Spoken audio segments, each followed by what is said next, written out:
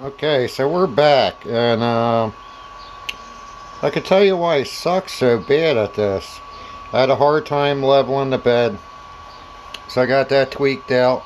I made a couple semi-successful prints when I bumped up to the 8mm nozzle. Like I said, it helped me suck faster because it's got a weird learning curve.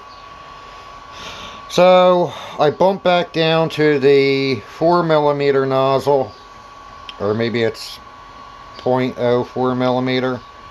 I made some prints that, like right here is an AR pistol grip.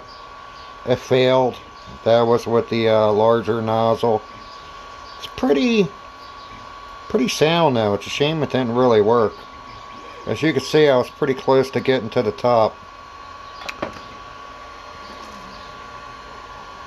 Here's some other material or whatever. Here's another attempt at the grip. I tried printing it upside down. My end felt really stunk, and as I was watching, this is a different grip. As I was watching it on the Wyze camera, I noticed things started getting pretty wonky looking.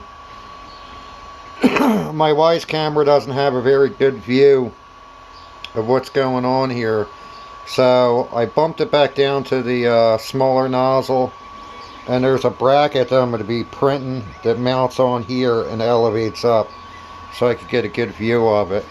Eventually I think I'm going to either bring the pan camera out here or buy another pan camera out here so that I could take a look at the percentage of the print and take a look at the actual print, because the pan camera does this, which would be pretty nice.